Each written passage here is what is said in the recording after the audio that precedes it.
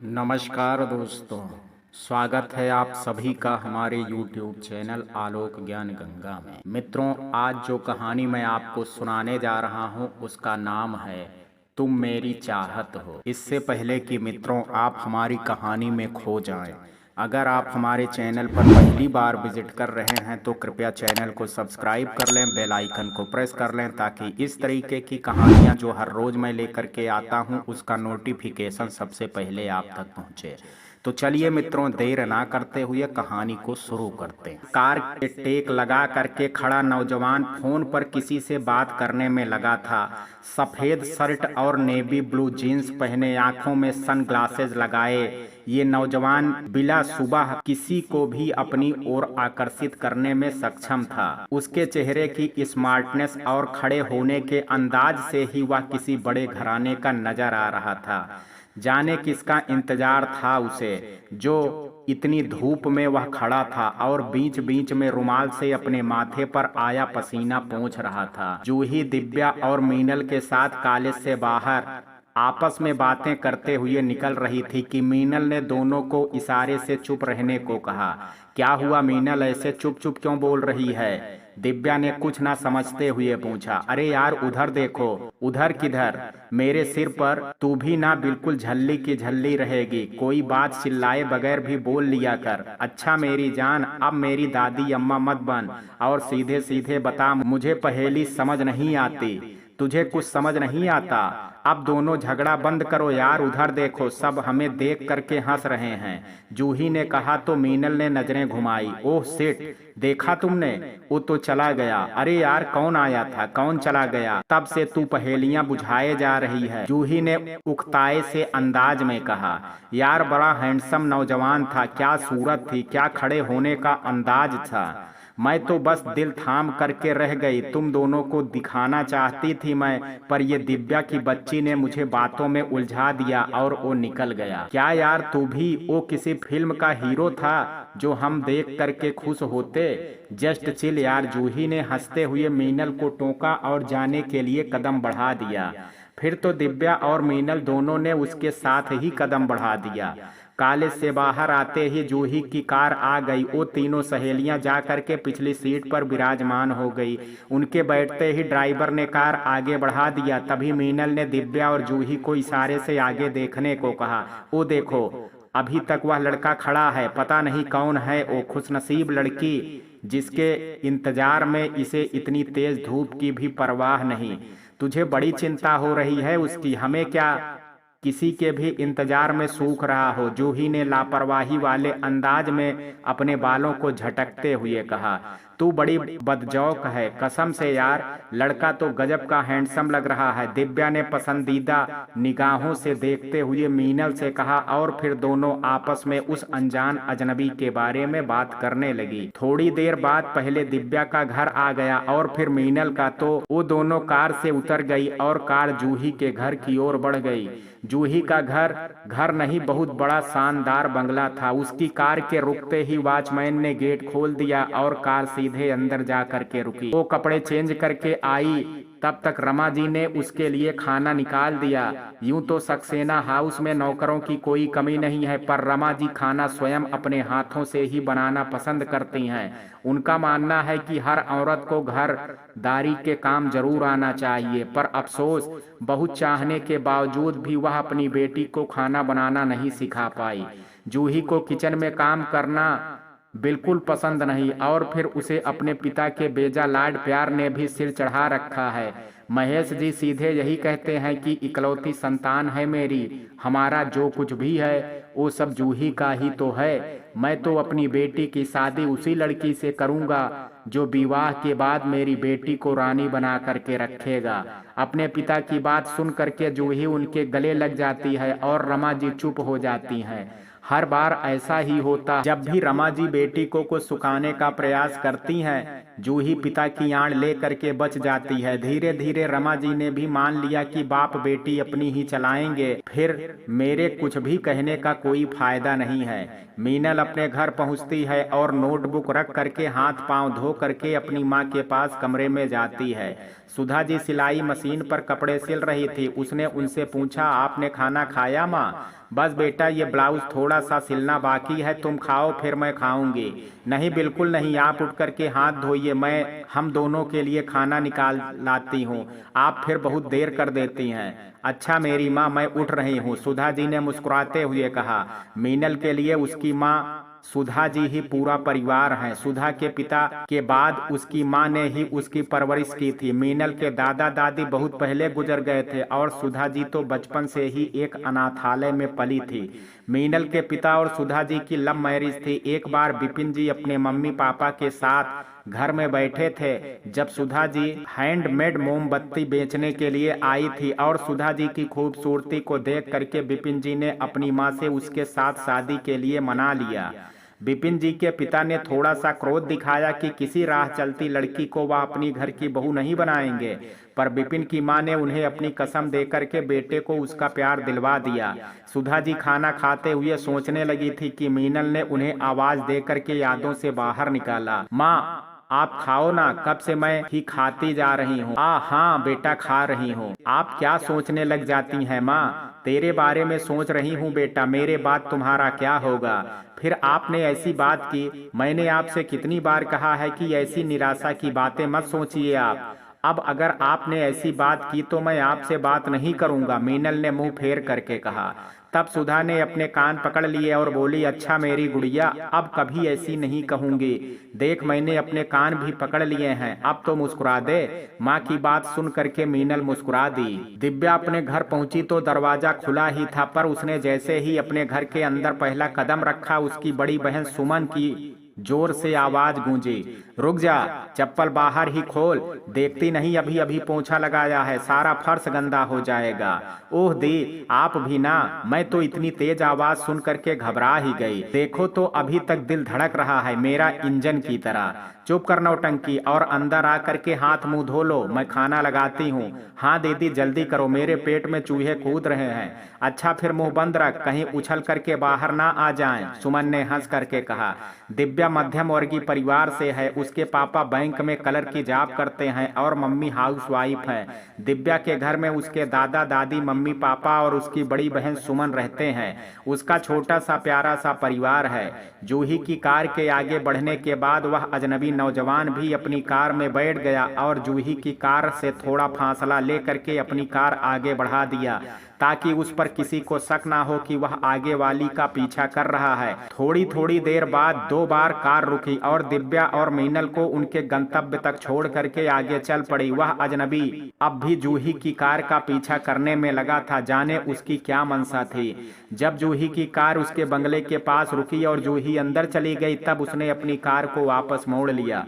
Car में बैठे शख्स के होंठों पर बहुत दिल फरेब मुस्कुराहट थी। उसने आज सुबह ही जूही को कार से उतर करके कॉलेज जाते हुए देखा था और उसकी एक झलक देख करके ही अपना दिल हार गया। कुछ तो बात थी उसकी बड़ी बड़ी नसीली निगाहों में जो पहली ही नजर में शरद के दिल पर जादू सा हो गया और वह दोपहर में ही कॉलेज के बाहर इंतजार में खड़ा हो गया कि जूही बाहर निकले तो उसके बारे में पता कर सके। और अब जब उसके घर का पता चल गया तो वह बहुत खुश था। उधर जूही अपने कमरे में बैठी किसी को कॉल लगा रही थी और वह बिजी आ रहा था। अभी महीने भर पहले ही कॉलेज में एक कॉन्सर्ट ऑर्गेनाइज किया गया था, उसी से विक्रम आहूजा से मुलाकात हुई थी उसकी। विक्रम आहूजा उभरता हुआ रॉक स्टार है। बहुत सारे लड़के लड़कियां उसका ऑटोग्राफ लेने के लिए उसे घेर करके खड़े थे। जूही भी उसी भीड़ में शामिल थी कि उसने भी सब की तरह अपनी नोटबुक विक्रम के आगे बढ़ा दिया, पर उसने जूही का हाथ अपने हाथों में ले करके उसकी हथेली पर अपना नाम लिख दिया। और अब जूही ने अपनी नजर उठा करके उसकी ओर देखा तो उसने मुस्कुरा करके हाथ छोड़ दिया। थोड़ी देर के लिए जूही शॉक में रह गई। उसे अपनी हथेली पर विक्रम का लम्स अभी तक महसूस हो रहा था। ऐसा पहली बार हुआ था जब किसी ने उसका हाथ थामा था, वरना उसके एटीट्यूड की वजह से कॉलेज में किसी लड़के की हिम्मत नहीं पड़ती थी जो उसे आंख उठा करके भी देखे। वह अभी तक वैसे ही हथेली देखते हुए खोई सी खड़ी थी कि तब तक दिव्या और मीनल भी उसके पास आ गई। दिव्या तो उसका हाथ देखते ही उछल पड़ी, यार तू कितनी लकी है, विक्रम ने बगैर मांगे तुझे अपना नंबर दे दिया। हाय कितना हैंडसम दिखता है विक्रम, तुझे नंबर चाहिए तो ले ले, मुझे उससे बात करने में कोई दिलचस्पी नहीं है। हाय सच्ची, अभी लिख लेती हूँ, कहते हुए दिव्या ने अपने मोबाइल में नंबर सेव कर लिया। अनशन की वजह से उस रात के 8 बज गए थे सबको घर लौटने में। दिव्या ने विक्रम को फोन लगाया कि नहीं, वो तो खैर अलग बात थी, पर जूही का दिमाग घर आ करके विक्रम के ख्यालों में ही खोया हुआ था और इसलिए जब वह खाना खाने के बाद अपने कमरे में आई तो खुद को विक्रम का नंबर लगाने से रोक ना सकी। और जब जूही ने फोन लगाया तो दूसरे रिंग के साथ ही विक्रम ने फोन उठा लिया, जैसे कि उसे भी जूही के फोन का इंतजार हो। जूही ने धड़कते दिल के साथ हेलो कहा तो प्रत्युत्तर में उधर से भी हेलो कहा गया और एक दूसरे से रस्मी तौर पर परिचय लेने के साथ ही विक्रम ने जूही की तारीफ करते हुए कहा, आपकी आंखें बहुत खूबसूरत हैं। अच्छा बस आंखें? अरे पहले आंखों में गुम हुए अपने दिल को तो संभाल लूं, तब तो कुछ कह पाऊं मैं। विक्रम ने ये लफ्ज कुछ ऐसे अंदाज में कहा था कि जूही के गालों पर शर्म की लाली दौड़ गई। फिर तो पहली बार ही दोनों में आधे घंटे तक बात हुई और इसका एहसास जूही के फोन रखने के बाद हुआ। उस रात के बाद अक्सर दोनों फोन पर बातें करने लगे। फिर एक हफ्ते बाद ही विक्रम ने बताया, जूही मैं अगले हफ्ते अमेरिका जाने वाला हूँ पूरे 1 महीने के लिए। अरे वाह, ये तो आपके लिए बहुत अच्छा मौका है। हाँ यार ये तो है, पर मैं वहाँ जाने से पहले तुम्हारे साथ कुछ अच्छी यादें बनाना चाहता हूँ। पराये देश में तुम्हारे साथ का एहसास होगा तो समय आराम से कट जाएगा। विक्रम की बात सुन करके जूही को बहुत प्यारा सा एहसास हुआ और उसका मन प्यार की डगर पर विक्रम के साथ चलने के लिए व्याकुल हो गया। विक्रम अपने दिल की बेताबी बताने लगा और जूही का दिल ख्वाबों के सफर पर चल पड़ा। उस दिन बातों ही बातों में विक्रम ने उसके साथ डेट की प्लानिंग कर डाली और जूही को होटल में मिलने के लिए राजी कर लिया। जूही के होटल में आने के लिए तैयार होने पर विक्रम बहुत खुश हो गया। उसने कहा, जूही तुम नहीं जानती मैं आज कितना खुश हूँ। तुम भी मुझसे उतना ही प्रेम करती हो जितना मैं तुमसे करता हूँ। सचमुच आज मुझे अपनी किस्मत पर नाज हो रहा है। तुम जैसी खूबसूरत दोस्त मेरी जिंदगी में है और मुझे क्या चाहिए। विक्रम की बातें जूही के कानों में प्रेम रस घोल रही थी। उसे विक्रम का प्यार से बोलना बहुत खूबसूरत एहसास दे रहा था। यूं तो उसे अपनी खूबसूरती का पता था, पर जब विक्रम उसकी आंखों की गुलाबी गालों की ओर उसके अधरों की तारीफ करता था तब उसे बहुत अच्छा लगता था और उसका मन करता कि वह जल्दी से अपने विक्रम के पास चली जाए। और फोन रखने के बाद वह बिस्तर पर लेट करके विक्रम के साथ ख्वाब देखने लगी। दिव्या की बड़ी बहन सुमन बहुत खूबसूरत है। वह बहुत कम बोलती है, साथ ही वह घर के सभी कामों में अच्छी है। उसके उलट दिव्या का रंग सांवला है, ऊपर से बगैर सोचे समझे नॉन स्टॉप बोलना उसकी हॉबीज है।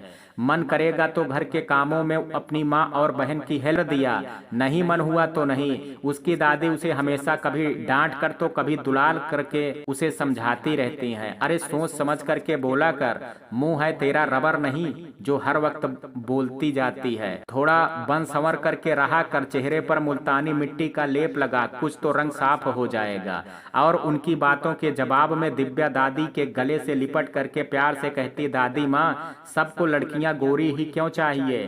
क्या किसी ने सोचा है सारे रंग भगवान जी ने बनाए हैं, तो क्या भगवान जी कुछ बुरा बना सकते हैं? और उसकी बातों से निरुत्तर होती दादी माँ उसे गले लगा लेती हैं। पर आज सुबह दादी माँ के कहने पर दिव्या ने फेस पर मुल्तानी मिट्टी भी लगाया था और उनसे वादा किया था कि कम से कम आज वह कम बोलेगी, क्योंकि आज दिव्या की बड़ी बहन को लड़के वाले देखने आने वाले थे। इसलिए आज वह कॉलेज भी नहीं गई और किचन में माँ की हेल्प भी कर रही थी। नियत समय से 1 घंटे की देरी से लड़के वाले सुमन को देखने आए। सुमन के मम्मी पापा ने उनकी अगवानी की और उन्हें ड्राइंग रूम में बैठाया। लड़के के माता पिता सीधे साधे लग रहे थे। लड़का राजेश बैंक मैनेजर की जॉब करता है। उसके साथ उसका छोटा भाई सागर भी लड़की देखने आया था। देखने में दोनों भाई स्मार्ट लग रहे थे। सुमन के मम्मी पापा उन लोगों से औपचारिक बातें कर रहे थे। राजेश बातचीत से सरल और अच्छे स्वभाव का लग रहा था, जबकि उसका छोटा भाई सागर सबसे घुल मिल करके बातचीत कर रहा था। दिव्या सबके लिए नाश्ता और कोल्ड ड्रिंक लेकर के आई और सबको सर्व करने के बाद अपनी दीदी के पास आ गई। सुमन कमरे में तैयार हो रही थी और बहुत परेशान सी लग रही थी। मीनल कॉलेज से घर आई तो उसकी माँ को बहुत तेज खांसी आ रही थी। वह जल्दी से आगे बढ़ करके अपनी माँ को पीठ पर सहलाने लगी ताकि उन्हें खांसी से आराम हो, पर उनकी खांसी नहीं रुक रही थी। यहाँ तक कि खांसते खांसते उन्हें उल्टी हो आई तो वह जल्दी से वॉश बेसिन के पास चली गई। मीनल भाग करके उनके पास आई तो उसने देखा उसकी माँ को उल्टी के साथ खून भी आया था। खून देख करके वह बहुत घबरा गई, पर उसने खुद को संभाल करके अपनी माँ को कुल्ला करवाया और फिर बिस्तर पर लेटा करके उनके पास बैठ गई।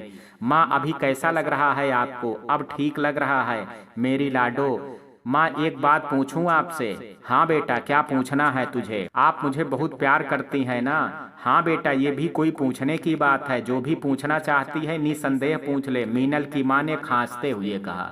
तो बताइए मुझे, कब से ऐसा हो रहा है? मैं बिल्कुल ठीक हूँ बेटा। तू क्या बोल रही है?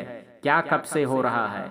माँ, आप मुझे बहलाने की कोशिश मत कीजिए। आप अच्छी तरह समझ रही हैं मैं आपसे क्या जानना चाहती हूँ। विक्रम ने जूही को बताया था कि वह अपने कंसर्ट के लिए अपने ग्रुप के साथ अमेरिका जाने वाला है, इसलिए जाने से पहले कुछ समय जूही के साथ बिताना चाहता है। उसकी प्यार भरी मांग को जूही मना नहीं कर सकी और उसने विक्रम के साथ अपने फर्स्ट डेट के लिए हाँ कह दिया। विक्रम जूही की हाँ सुन करके बहुत बहुत खुश हो गया और उसने कहा कि वह उसे फोन पर बताएगा कि कब मिलेंगे। उसके अगले ही रोज शाम में आसमान में छोटे छोटे काले बादल घिरने लगे थे। ठंडी ठंडी हवाओं से मौसम में थोड़ी सिरहन सी महसूस हो रही थी। प्रेमिका और कवियों के लिए ऐसा मौसम वरदान की तरह होता है, जब मौसम की मादकता मन में प्रेम संचार कर देती है और प्रेमी हृदय अपने प्रेम को याद करके व्याकुल होता है। उसके रोम रोम में प्रेम लहू बन करके दौड़ने लगता है। तो कभी मन अपनी कल्पनाओं को भाव दे करके कविता में ढाल देता है। ओह, मैं भी कहाँ आपको पकाने में लगी, मैं तो जूही के साथ हूँ अभी। हाँ, तो जूही छत पर टहल रही थी। उसने पिंक कलर का ऑफ शोल्डर टॉप और ब्लू जीन्स पहना हुआ था। उसके खुले बाल हवाओं का साथ पा करके उसे तंग कर रहे थे। बार बार अपनी उंगलियों से बालों को पीछे करती और अगले ही पल बाल उसके खूबसूरत चेहरे को चूमने लगते। वह तंग आकर के अब नीचे जाने के लिए सोच रही थी कि विक्रम का फोन आ गया। जूही ने धड़कते दिल के साथ फोन उठाया। हेलो विक्रम।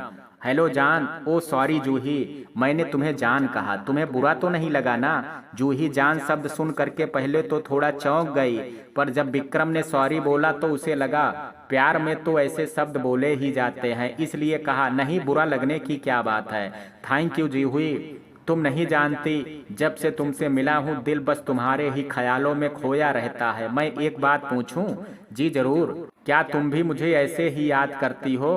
हूँ। थैंक यू यार, ये कह करके तुमने मुझे कितनी बड़ी खुशी दी है तुम्हें नहीं पता। जी। ओह, इस खुशी में मैं तो भूल ही गया कि मैंने तुम्हें फोन किस लिए किया था। जी, तो अब बता दीजिए, जूही ने मुस्कुरा करके कहा। मैंने हमारे लिए डेट प्लान किया है होटल सनफ्लावर में, तो तुम शाम 7 बजे तक पहुंच जाना प्लीज।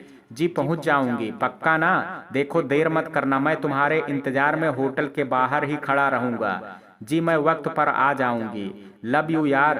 सच कहूं तो मुझे भी अभी से बेचैनी हो रही है। विक्रम की बातें सुन करके जूही को शर्म आने लगी और वह बेख्याली में अपने ओंठों को दांत से काटने लगी थी कि उसने खुद के ओंठों पर अपने दांत लगा लिए, जिससे उसके ओंठों से सिसकी सी निकल गई। क्या हुआ जूही? विक्रम ने जूही के दर्द को महसूस करके कहा। कुछ नहीं, मैं तैयार होने जाती हूँ। जूही ने हौले से हंस करके कहा। हाँ यार, मैं भी ना। अगर हम बातें करते रहेंगे तो मिलने का वक्त गुजर जाएगा। मैं फोन रखता हूँ, तुम वक्त पर आ जाना, मैं मोबाइल पर एड्रेस भेज रहा हूँ। ओके। जूही ने गुनगुनाते हुए बाल सुलझाया और अपनी कलाई में घड़ी बांध करके एक नज़र शीशे में खुद को देखा। बड़ी बड़ी आंखों से मस्कारा से बनाया गया कैट लुक उसके चांद से चेहरे को और भी अधिक खूबसूरत बना रहा था। ब्लैक स्लीवलेस गाउन में उसका गोरा रंग दमक रहा था। कानों में डायमंड के टप्स और गले में सोने की नफीस सी चैन। जूही किसी मॉडल से कम नहीं लग रही थी। जूही ने ब्लैक पेंसिल व्हील वाली सैंडल पहनी और अपनी माँ के पास आई और कहा, माँ मैं अपनी सहेली की बर्थडे पार्टी में जा रही हूँ, देर हुई तो फोन कर दूंगी, आप ड्राइवर को लेने भेज देना। मैं अभी कैब लेकर के जा रही हूँ सहेलियों के साथ। ठीक है बेटा, अपना ध्यान रखना। जी माँ, मैं चलती हूँ। सुमन अपने कमरे में तैयार हो रही थी और बहुत परेशान थी। तभी दिव्या अंदर आई। क्या हुआ दी, आप अभी तक तैयार नहीं हुई? देखा ना सुमन, ये साड़ी की प्लेट ठीक से नहीं हो रही है। अच्छा, मैं ठीक करती हूँ, आप शांति से खड़े रहो बस। हाँ, कह करके सुमन मुस्कुरा दी और दिव्या ने देखते ही देखते साड़ी की प्लेट ठीक करके जल्दी से आंचल भी सेट कर दिया। फिर लगे हाथों कान में झुमके और गले में मैचिंग ज्वेलरी पहना करके अपनी दी को आईने के करीब ले गई। पीली प्लेन शिफॉन की साड़ी में मैचिंग ज्वेलरी पहन करके सुमन किसी अप्सरा की भांति खूबसूरत लग रही थी। दिव्या ने शरारत से सुमन के कानों के पीछे काला टीका लगा दिया। नजर ना लगे मेरी प्यारी दीदी को, आज तो सचमुच कोई आसमानी हूर लग रही हो। अब चलो, सब कब से तुम्हारे इंतजार में बेचैन हो रहे हैं। मीनल अपनी माँ का हाथ अपने हाथों में लेकर के कह रही है, माँ आप सब कुछ अकेले सहती रही और अभी भी मुझे कुछ नहीं बता रही हैं, जबकि आप अच्छी तरह जानती हैं खांसी के साथ खून आना कोई मामूली बात नहीं है। मैं तुझे बताना चाहती थी बेटा, पर तुझे बता करके परेशान होता हुआ कैसे देखती मैं। माँ, डॉक्टर ने क्या कहा है? ब्लड कैंसर है मुझे, लास्ट स्टेज पर, बस 6 महीने हैं मेरे पास। कहते कहते मीनल की माँ की सांसें उखड़ने लगी। मीनल रोती हुई उनके सीने को सहलाने लगी। थोड़ी देर बाद सुधा जी की सांसें बहाल हुई तो उन्होंने मीनल को अलमारी खोलने के लिए कहा। बेटा, अलमारी के नीचे वाले खाने में मेरी डायरी रखी है, उसे निकाल करके लाओ। अभी डायरी का क्या करना है माँ, अभी आप आराम कीजिए ना। नहीं बेटा, अब मुझे बहुत डर लगने लगा है, मेरी जिंदगी का कोई भरोसा नहीं है। आप ऐसा मत बोलिए माँ, आज के समय में हर बीमारी का इलाज संभव है बेटा, सबका इलाज है, पर अब इसके लिए बहुत देर हो चुकी है। तू मेरी बात मान करके अलमारी से डायरी लाना बेटा, अपनी माँ की इतनी सी बात नहीं मानेगी। अभी लाती हूँ माँ, कह करके मीनल ने उठ करके अलमारी खोली और डायरी ले करके आ गई। सुधा जी उठ करके बैठ गई और उन्होंने डायरी अपने हाथ में ले लिया। सुमन अपनी बहन के साथ चाय की ट्रे लेकर के मेहमान के सामने आई। लड़के की मां ने उसे अपने पास बुलाया तो दिव्या ने सुमन के हाथ से ट्रे ले लिया और सबको चाय सर्व किया। सागर दिव्या से उसकी हॉबीज, उसकी पसंद नापसंद सब पूछता जा रहा था और वह धीरे धीरे बता रही थी। जब एक बार सुमन की नजर उठी तो उसने महसूस किया कि राजेश उसे ही देख रहा है। उसके बाद शर्म से उसकी निगाहें झुकी ही रही। तो सागर ने कहा, अगर हम सब यहाँ बैठे रहें तो भैया कुछ पूछेंगे नहीं। ऐसा करते हैं, दोनों को कुछ देर अकेले में बात करने देते हैं। क्यों भैया, मैं ठीक कह रहा हूँ ना? ओ हाँ हाँ। इस अचानक से सवाल से राजेश थोड़ा अकबका करके बोल पड़ा तो सबको हंसी आ गई और फिर ये तय हुआ कि चारों बच्चे छत पर जा करके आपस में बातें कर लें। जूही होटल सनफ्लावर के बाहर कैब से उतरी तो विक्रम अपने कहे मुताबिक बाहर ही खड़ा नजर आया। वह जल्दी से जूही के पास आया और नजरों ही नजरों में उसकी तारीफ की। जूही ने शर्म से अपनी पलकें झुका ली। तब तक विक्रम उसे बाहों में थाम करके होटल के अंदर जाने के लिए बढ़ गया। विक्रम का इतने करीब आना जूही को थोड़ा अजीब तो लगा, पर फिर उसने देखा कि एक और जोड़ा एक दूसरे के बाहों में हाथ डाल करके चल रहा है तो उसने कुछ बोला नहीं और विक्रम के साथ चल दी। विक्रम ने जो टेबल बुक किया था वह एक केबिन में था। उसने जूही के लिए चेयर आगे किया और उसके बैठने के बाद उसके कदमों में झुक करके गुलाब का फूल उसकी ओर बढ़ाया। जूही ने मुस्कुराते हुए विक्रम के हाथ से फूल ले लिया और विक्रम ने जूही की हथेली अपने होठों से लगा करके प्यार से कहा, I love you Juhi, do you love me? Juhi को सब कुछ किसी सपने की तरह महसूस हो रहा था। किसी की चाहत का इकरार दिल को कितनी खुशी देता है ये तो बस प्रेम करने वाले ही जानते हैं।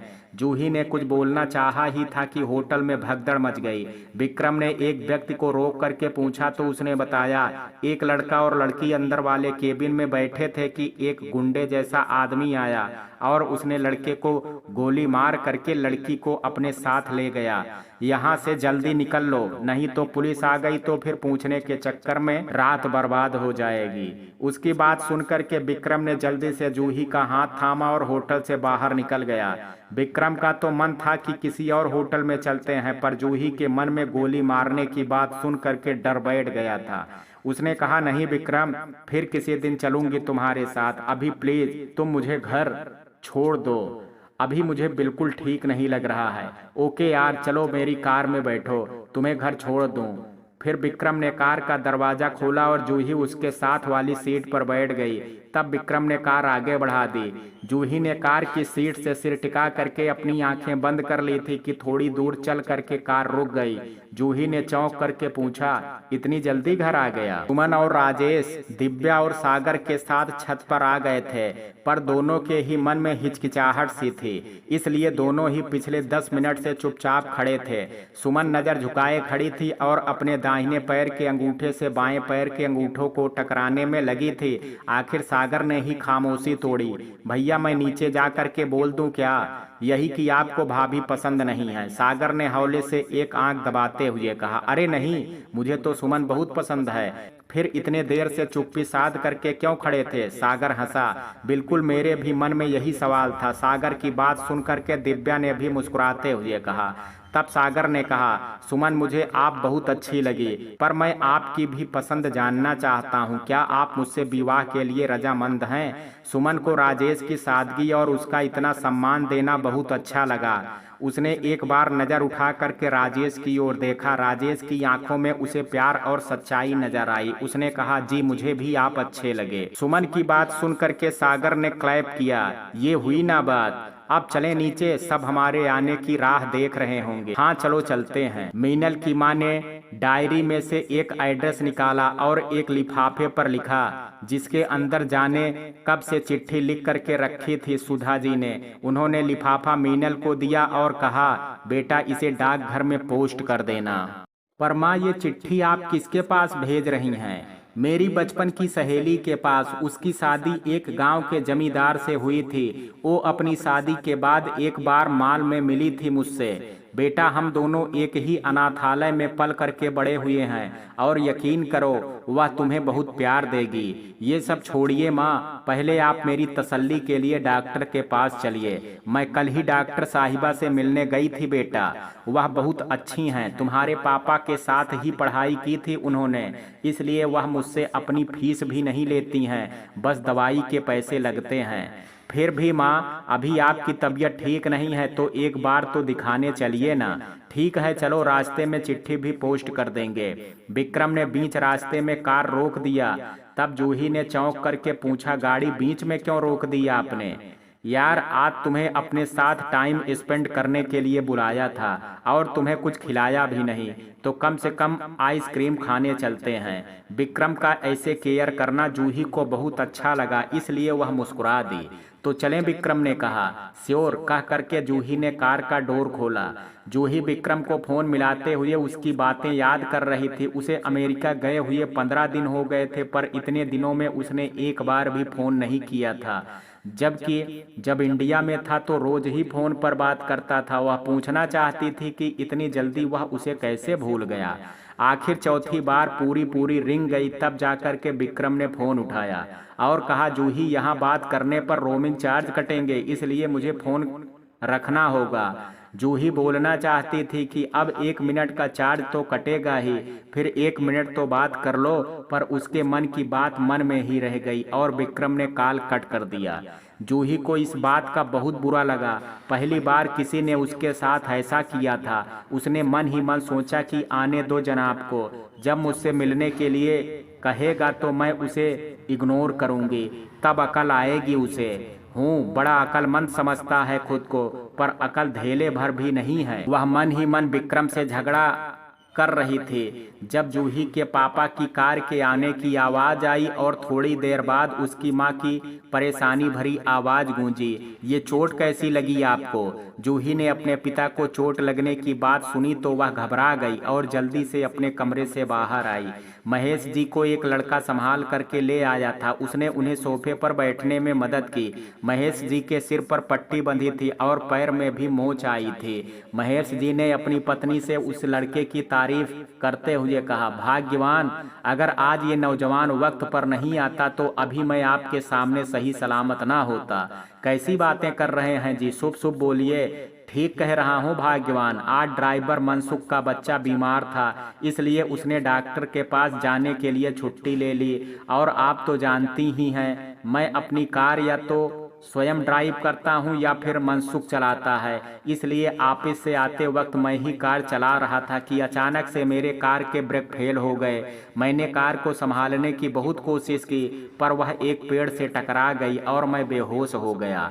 वह इलाका भी जरा सुनसान था। शाम के वक्त तो इक्का दुक्का लोग ही गुजरते हैं। अगर मैं ज्यादा देर तक वैसी हालत में रहता तो बहुत खून बह जाता, पर शायद भगवान को मेरी कोई आदत अच्छी लगी होगी, इसलिए उन्होंने समय पर शरद को भेज दिया। फिर महेश जी चौंके। अरे बेटा, तुम खड़े क्यों हो, बैठो ना। कब से मेरे लिए भाग दौड़ करके थक गए होगे।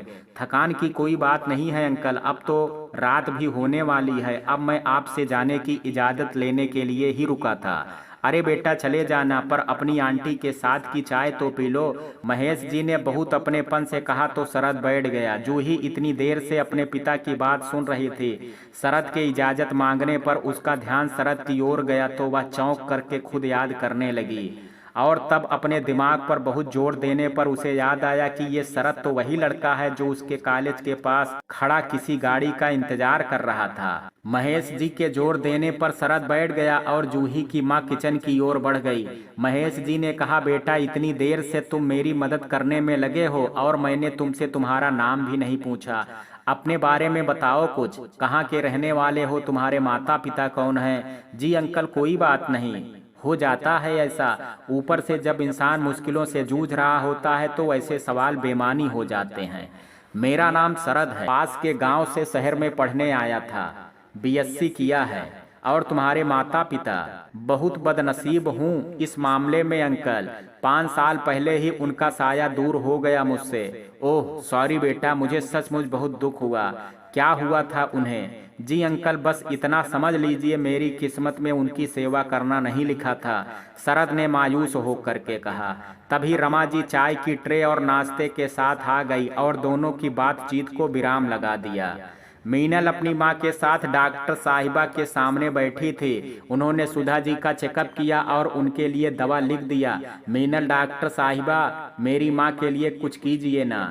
डॉक्टर तो भगवान का रूप होते हैं, मैं आपसे विनती करती हूँ मेरी माँ को बचा लीजिए प्लीज। मीनल बोलते बोलते रुआंसी हो गई थी। डॉक्टर साहिबा उठ करके उसके पास आ गई। उन्होंने उसके सर पर हाथ रख करके बोली, देखो बेटा, माना आजकल मेडिकल साइंस ने बहुत तरक्की कर ली है, पर तुम्हारी माँ ने मेरे पास आने में बहुत देर कर दिया। सुधा जी की बीमारी अपने लास्ट स्टेज पर है, तब तक तुम अपनी माँ का ख्याल रखो। तभी डॉक्टर के चैम्बर में नर्स दाखिल हुई और बोलती है, डॉक्टर ऑपरेशन की तैयारी हो चुकी है। ओके नर्स, मैं आ रही हूँ, कह करके डॉक्टर साहिबा उठ गई तो सुधा जी और मीनल भी उनके साथ ही उठ गए। सुमन को देख करके लड़के वाले चले गए। उन्होंने कहा कि हमें रिश्ता मंजूर है, पंडित जी से मशवरा करके जल्दी ही फोन करेंगे। और फिर सचमुच उन्होंने अपने वादे के मुताबिक 4 दिन बाद ही फोन किया। फोन राजेश के पापा ने सुमन के पापा के नंबर पर किया था। उन्होंने बताया कि पंडित जी ने सगाई का मुहूर्त 20 दिन बाद का बताया है, तो आप हमारे यहाँ आइए, हम एक साथ बैठ करके सब कुछ तय कर लेंगे। जी भाई साहब, मैं कल ही आपके यहाँ आता हूँ। जी जरूर भाई साहब, आइए आप, फिर मिल करके बातें करते हैं। फिर अभी मैं फोन रखता हूँ, आप इसके लिए तैयार हो लूँ। हाँ हाँ भाई साहब, आपने तो मेरे मुंह की बात छीन ली। मैं तैयार होता हूँ ऑफिस जाने के लिए। जी मिलते हैं फिर, बाय बाय। सुमन के पापा ने फोन रखने के बाद सबको खुशखबरी सुनाई। सुमन अपनी दादी के लिए चाय नाश्ता लेकर के आई थी। दादी जी ने उसे अपने साथ लगा लिया। बड़ी भाग्य वाली है मेरी बच्ची, पहली ही बार में रिश्ता पक्का हो गया और लड़के के साथ उसके परिवार वाले भी नेक नियत साफ हृदय के हैं। ये बात तो आपने बिल्कुल सही कही माँ। राजेश बेटे का व्यक्तित्व बहुत शांत और सुलझा हुआ है और उनके परिवार वाले भी बहुत भले लोग हैं। हमारी बिटिया बहुत खुश रहेगी अपने ससुराल में। हाँ बिल्कुल, ईश्वर अच्छे लोगों के हमेशा साथ रहते हैं। हमारी सुमन भी तो सर्वगुण संपन्न है, पढ़ाई में भी हमेशा आगे रही है, घर के कामों में भी निपुण है और साथ ही इतनी सुंदर है। वो सब तो ठीक है माँ जी, पर मेरे तो हाथ पांव फूल रहे हैं। 20 दिन बाद ही सगाई का मुहूर्त निकला है, सब कुछ इतनी जल्दी कैसे होगा? रिश्तेदारों को खबर करनी है, सगाई के लिए अंगूठी खरीदनी है, लड़के और सुमन के ससुराल वालों के लिए कपड़े और गिफ्ट लेने हैं। सब कुछ इतनी जल्दी कैसे होगा? सुमन की माँ ने परेशान होते हुए कहा। ओ मेरी भोली माँ, कितनी चिंता करती हो आप, सब कुछ आराम से हो जाएगा, आप बस हुक्म करना, हम सब काम पर लग जाएंगे, दिव्या ने माँ के गले में बाहें डाल करके कहा। वही तो दिव्या, बेटा जरा समझा अपनी माँ को, ऐसे बार बार परेशान ना हुआ करें। अच्छा अब मैं स्नान करने जाऊं, नहीं तो वापिस के लिए देर हो जाएगी। हाँ तो शरद बेटा, तुम कहाँ काम करते हो? जी ड्राइवर की नौकरी करता हूँ, साथ ही जॉब के लिए भी कोशिश कर रहा हूँ, शरद ने नजरें चुराते हुए कहा। अच्छा अगर ऐसा है तो मैं देखता हूँ हमारी फैक्ट्री में तुम्हारे लायक कोई जॉब हो तो। आपकी बहुत बहुत मेहरबानी अंकल।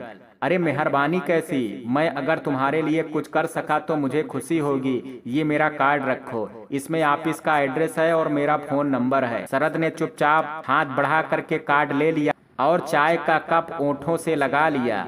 जूही शरद को गौर से देखती हुई सोच रही थी, ये इंसान जैसा खुद को दिखा रहा है उतना सीधा तो नहीं लगता, पता नहीं कैसे पापा उसकी बातों में आ रहे हैं। भला कोई ड्राइवर ऐसे हुलिया में रहता है? इतने अच्छे कपड़े, हाथ में महंगी घड़ी और मोबाइल, बालों को इतने शानदार कट दे रखा है, हलवा चम्मच से थोड़ा थोड़ा उठा करके खा रहा है। भला कोई ड्राइवर इतनी शालीनता बरतता है?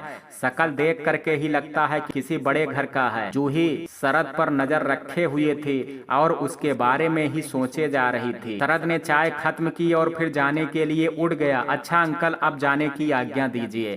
ठीक है बेटा, पर कोई भी जरूरत हो तो हमसे जरूर मिलना।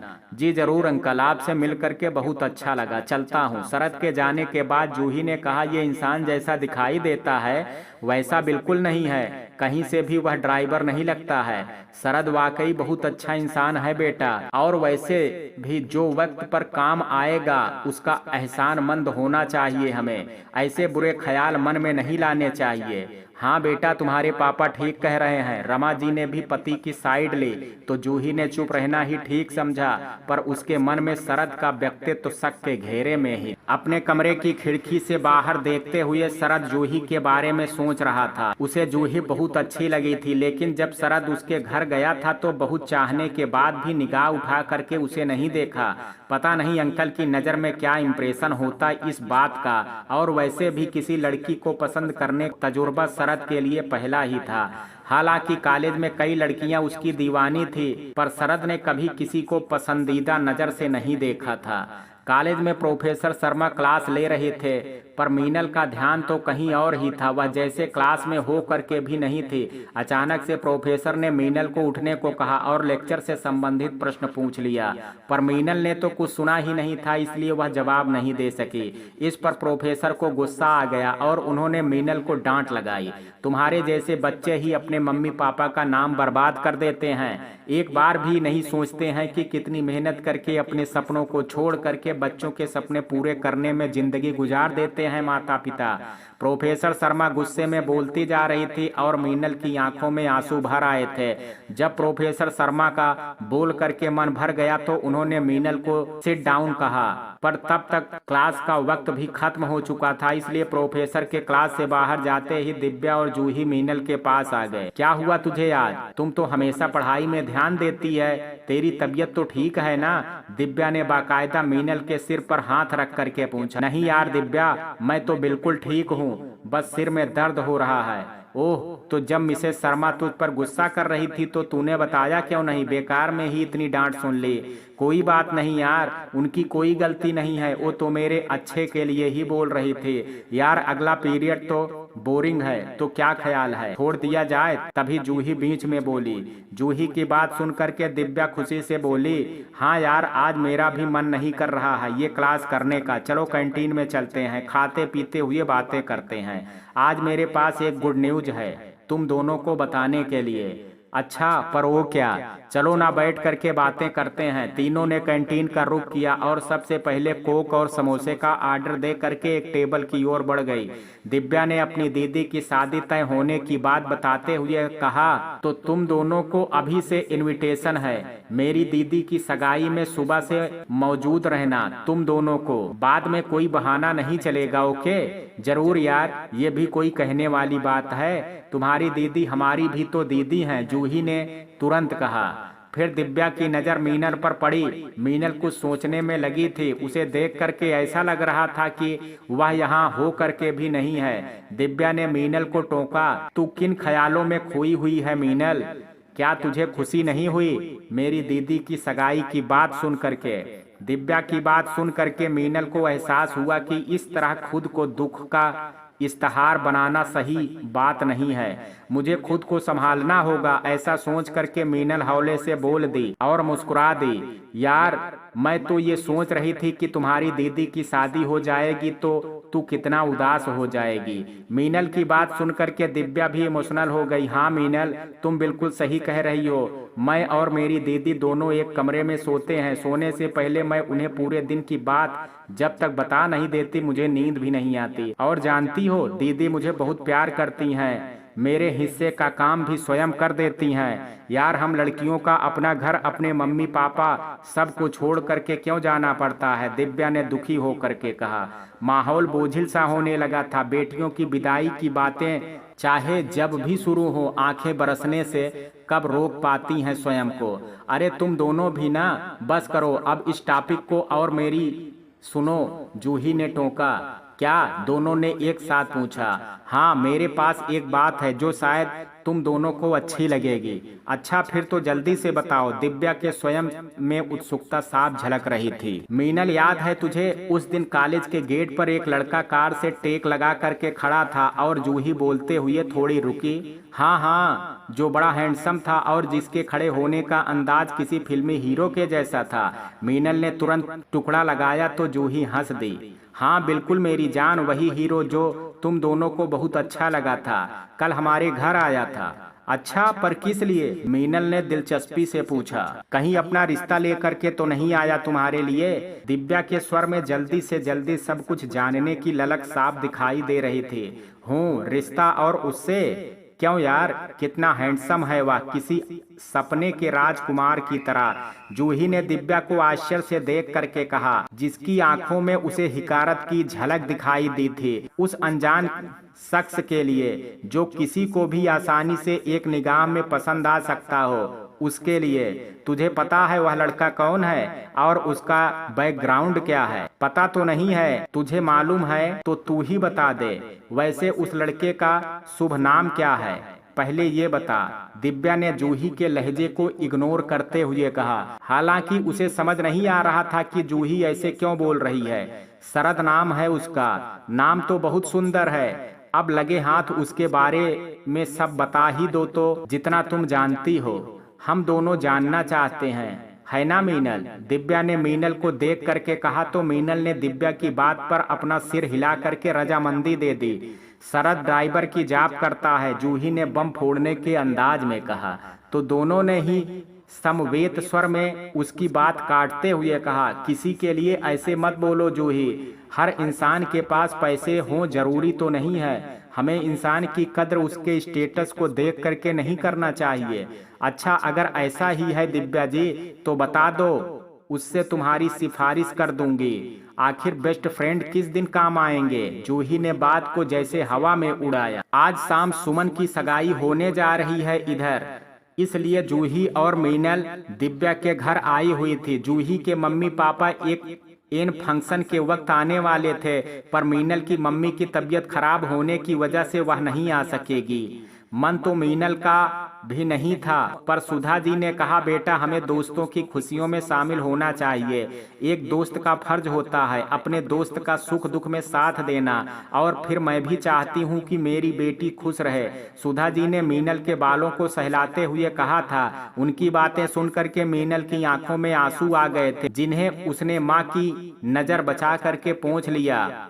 उसने अपने मन में सोच लिया कि माँ को खुश रखना है जब तक वो मेरे पास हैं। डॉक्टर साहिबा ने भी समझाया था उसे, सुधा जी जितना कम टेंशन लेंगी उतना ही उनके लिए अच्छा है। इसलिए मीनल चुपचाप माँ की बात मान करके सगाई में शामिल होने आ गई थी। सगाई के फंक्शन के लिए दिव्या के घर की छत को ही डेकोरेट किया गया था। नारंगी और गुलाबी पर्दों से किया गया डेकोरेशन बहुत ही सुंदर लग रहा था।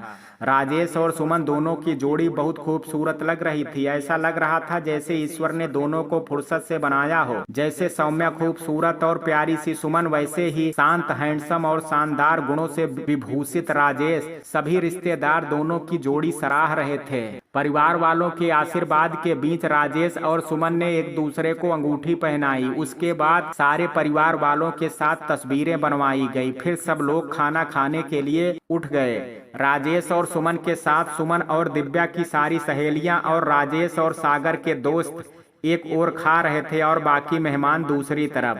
सारे लड़के लड़कियां चहक रहे थे, जैसा कि तकरीबन हर वैवाहिक फंक्शन में होता है।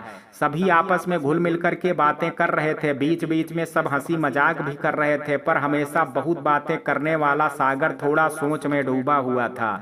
दिव्या उसके पास आई और पूछा, क्या बात है सागर, किन ख्यालों में डूबे हो? अरे कुछ नहीं, बस समझ नहीं आ रहा है किससे बात करूं, अपनी सहेलियों से तो मिलवाओ यार। हाँ आओ ना, मिलवाती हूँ। दिव्या सागर को जूही और मीनल से इंट्रो करवाती है। इनसे मिलो, मेरी दीदी के होने वाले देवर जी, सागर नाम है इनका। सागर ने जूही और मीनल से मिलने के लिए हाथ आगे किया। दोनों ने उससे हाथ मिलाया। जूही और सागर आपस में बातें करने लगी, पर मीनल बस सबको सुन रही थी। सागर का ध्यान जूही से बात करते हुए बार बार मीनल की ओर जा रहा था। मीनल का गेहुआ रंग मारून और गोल्डन कांस्टेंस के लहंगे में दमक रहा था, पर उसकी मृगनयनी चंचल आंखों में उदासी से घुली थी। गुलाबी ओंठों पर नेचुरल पिंक लिपस्टिक सजी थी, पर ओंठ चुप थे। सागर सोच रहा था, ये लड़की मुस्कुराती हुई कितनी अच्छी लगती होगी। अक्सर ऐसा ही होता है, हमें वही चीज आकर्षित करती है जो औरों से अलग नजर आती है। अभी मीनल भी वैसे ही अलग और खूबसूरत लग रही थी सागर को।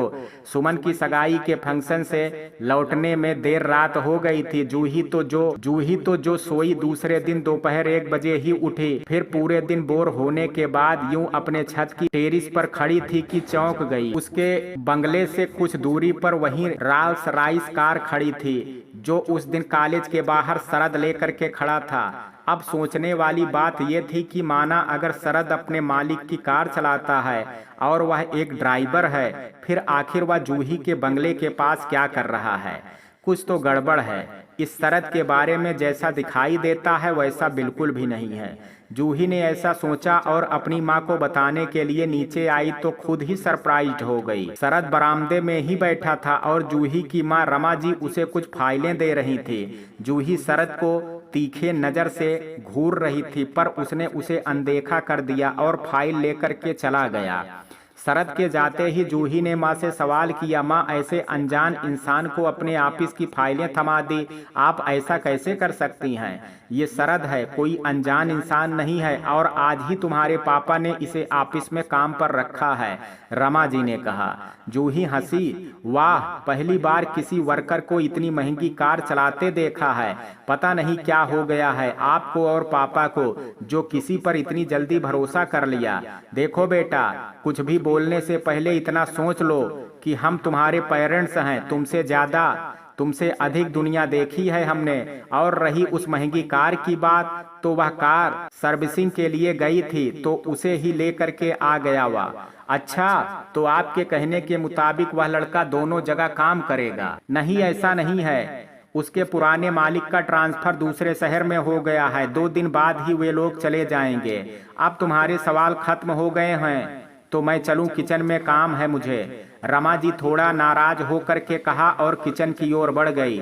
मीनल सुबह 10 बजे सो करके उठी तो पाया कि घर में किसी के बातचीत करने की आवाज आ रही है। पता नहीं इतनी सुबह सुबह कौन आया है, सोचती हुई मीनल कमरे से बाहर आई।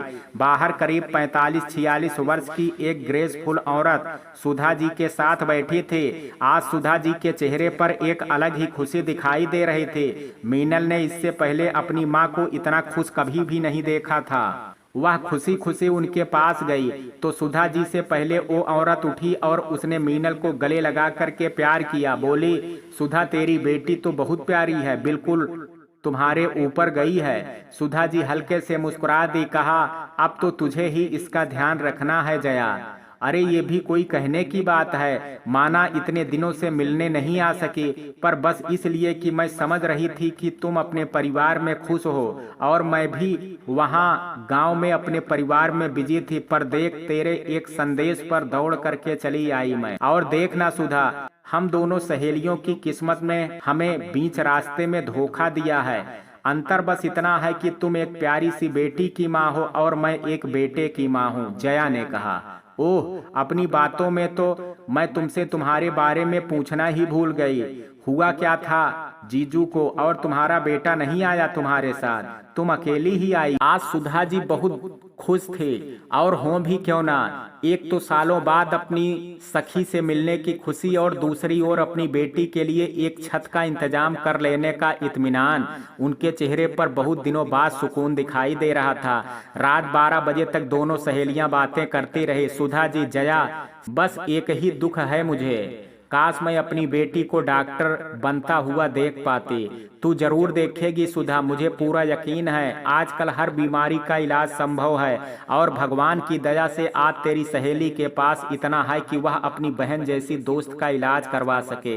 एक तू ही तो है जिससे अनाथ आश्रम में बहन का प्यार मिला मुझे। जब तेरी शादी हो गई थी तो मैं वहाँ बिल्कुल अकेली रह गई थी, हमेशा गुमसुम सी बैठी रहती, किसी काम में मेरा मन नहीं लगता था। आश्रम की आंटी भी मुझे बहुत डांटती कि कोई महारानी नहीं जो पूरा दिन बैठी रहती हूँ। फिर एक दिन विराज के पिता विराज चौधरी आश्रम में पैसे डोनेट करने आए। उनके साथ उनका 5 साल का बेटा विराज भी आया था।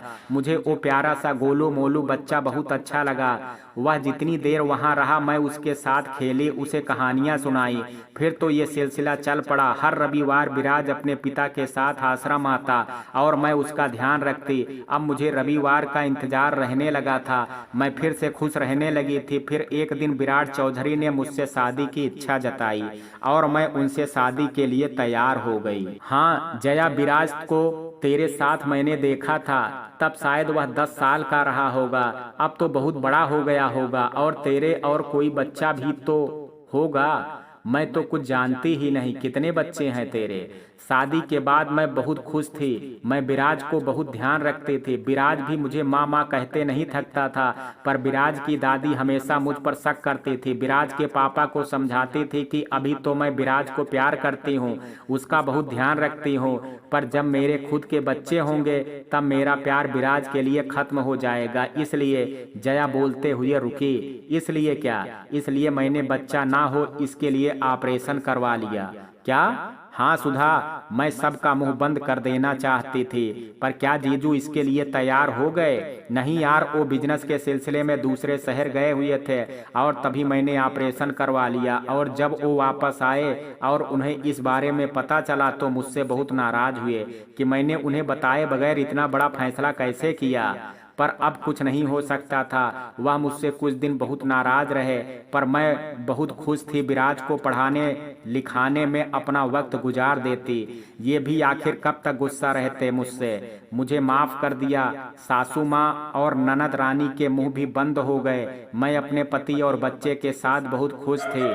जिंदगी बहुत खूबसूरत हो गई थी मेरी। महेश जी और रमा देवी अपने कमरे में बिस्तर पर बैठे। महेश जी के चेहरे पर चिंता की लकीरें साफ दिखाई दे रही थी। रमा देवी, आप इतना क्या सोच रही हैं? रमा देवी, आप इतना क्या सोच रहे हैं? जब आपने वादा किया था उस समय की बात अलग थी, पर आज आपके दोस्त का बेटा अच्छे चाल चलन का नहीं है। किसी शराबी जुआरी इंसान के साथ हम अपनी नाजो पली बेटी कैसे ब्याह सकते हैं? आप सीधे तौर पर मना कर दीजिए। महेश जी, तुम जितना आसान समझ रही हो ये उतना आसान नहीं है। हमारे बिजनेस में लगभग सारा पैसा जगन्नाथ का ही लगा है, पर कभी उसने इस बात का एहसास नहीं दिलाया मुझे। हमारी दोस्ती के बीच उसने पैसे को कभी नहीं आने, और उसका कहना है कि रोहन ज़्यादा नहीं पीता है, बस कभी कभी दोस्तों के कहने में आकर के ज़्यादा हो जाती है। एक बार शादी हो गई तो सुधर जाएगा। अच्छा, तो उसी के एवज में हम अपनी बेटी की जिंदगी दांव पर लगा दें, छोड़ दें उसे किस्मत के हवाले, और सब कुछ जानते हुए भी एक नाकाबिल लड़के से ब्याह कर दें उसका? तुम ऐसा क्यों बोल रही हो? क्या जूही मेरी बेटी नहीं है, या फिर मैं उसे प्यार नहीं करता?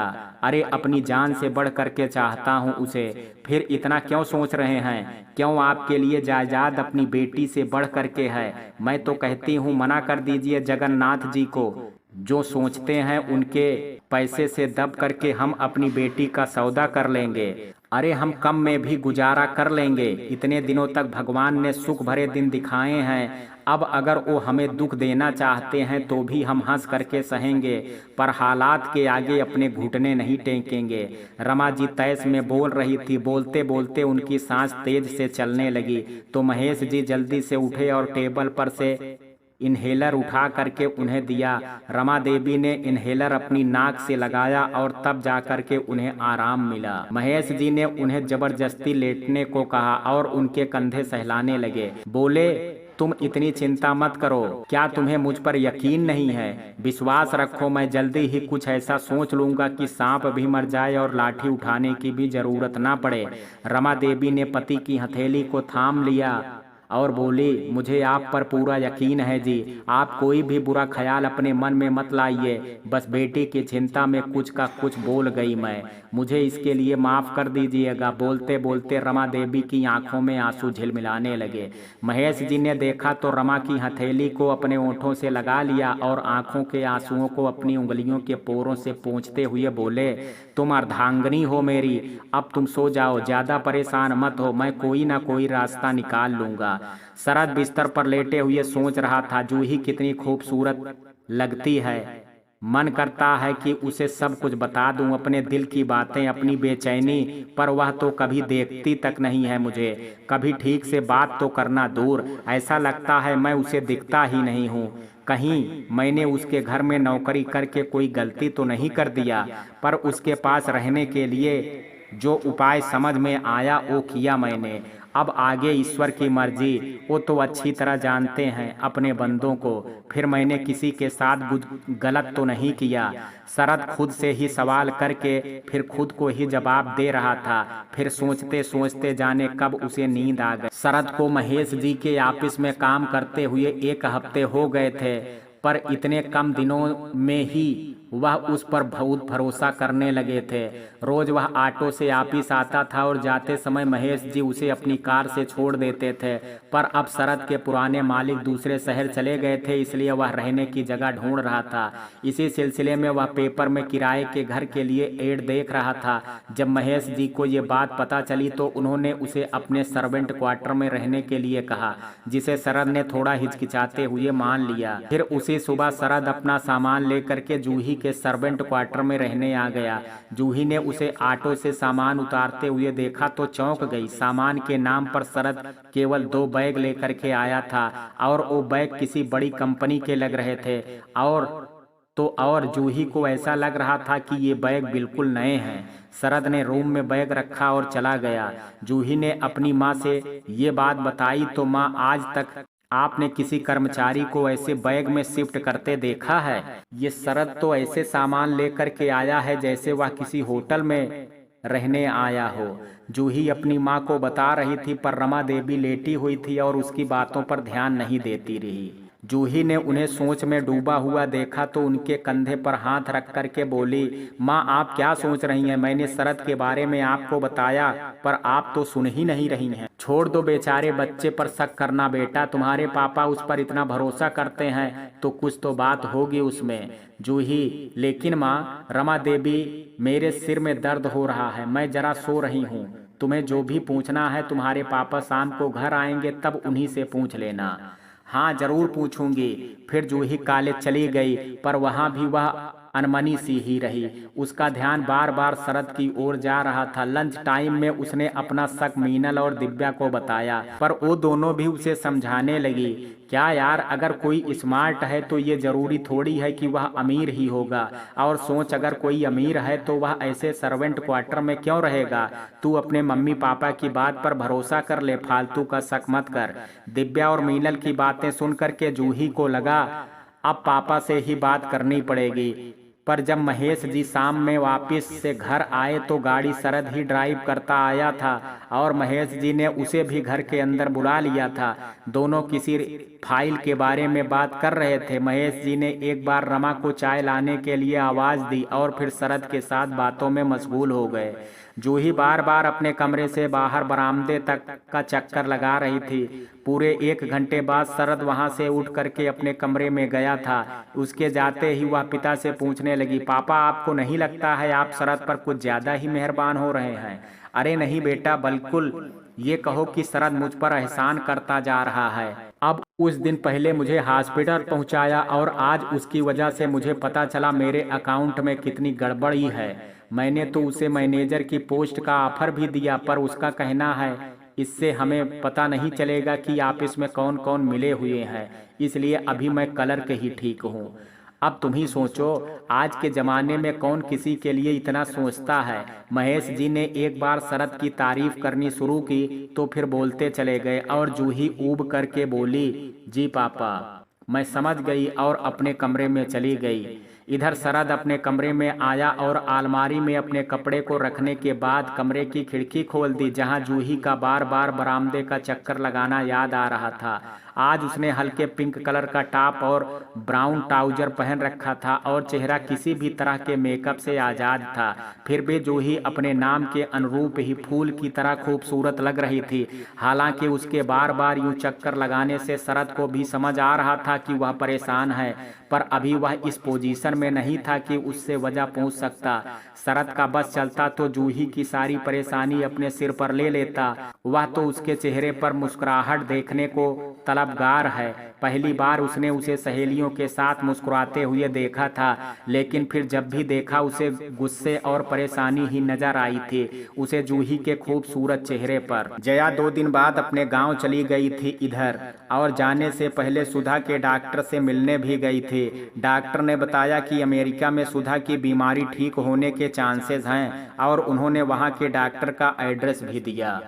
जया ने सुधा और मीनल को भरोसा दिलाया था कि 15 दिन बाद विराज जापान से लौटने वाला है। वह उसे साथ लेकर के आएगी और जो भी संभव होगा सुधा के लिए जरूर करेगी। जया ने मीनल को अपने साथ लगा करके प्यार से कहा, अब तुझे परेशान होने की कोई ज़रूरत नहीं है। कोई भी दिक्कत हो अपनी मासी को एक फ़ोन घुमाना, तेरी मासी सारे काम छोड़ करके तेरे पास आ जाएगी। दिन गुजर रहे थे। शरद को जूही के घर में शिफ्ट किए हुए 1 हफ्ता गुजर चुका था। महेश जी ने उसके खाने की व्यवस्था भी घर में ही करवा दिया था कि कहीं वह रोज रोज ढाबे का खाना खा करके बीमार हो जाए। रमा देवी खुद उसे खाना परोसते थे। जूही अपनी माँ और पापा को शरद के खिलाफ करने की हर मुमकिन कोशिश कर रही थी, पर उसके कहने का दोनों पर कोई असर नहीं हुआ था, बल्कि वह और भी उनका विश्वास पात्र बनता जा रहा था। ड्राइवर मनसुख 1 हफ्ते की छुट्टी लेकर के घर गया था, इसलिए शरद ही ड्राइवर की भी जिम्मेदारी निभा रहा था। जूही को भी कॉलेज छोड़ने और लाने वही जाता था, पर जब भी वह जूही को लेकर के जाता वह बहुत संजीदगी से ड्राइव करता। इस तरह वह जूही की नज़र में अच्छा इंप्रेशन डालना चाहता था, परंतु जूही उसकी ओर से लापरवाह सी बनी रहती। उस दिन सुबह से हल्की हल्की बारिश हो रही थी। जूही के कॉलेज में कोई फंक्शन होने वाला था, इसलिए उसे शॉपिंग के लिए जाना था। मित्रों, कहानी के इस भाग में आज इतना ही। शेष कहानी कल सुनेंगे भाग 2 में। कहानी का ये भाग आपको कैसा लगा, आप अपनी राय मुझे कमेंट बॉक्स में ज़रूर दीजिएगा। वीडियो पसंद आया हो तो वीडियो को लाइक शेयर, अगर चैनल पर पहली बार विजिट कर रहे हैं तो कृपया चैनल को सब्सक्राइब करना ना भूलें। कल मिलते हैं कहानी के शेष भाग के साथ, तब तक के लिए जय हिंद, जय भारत।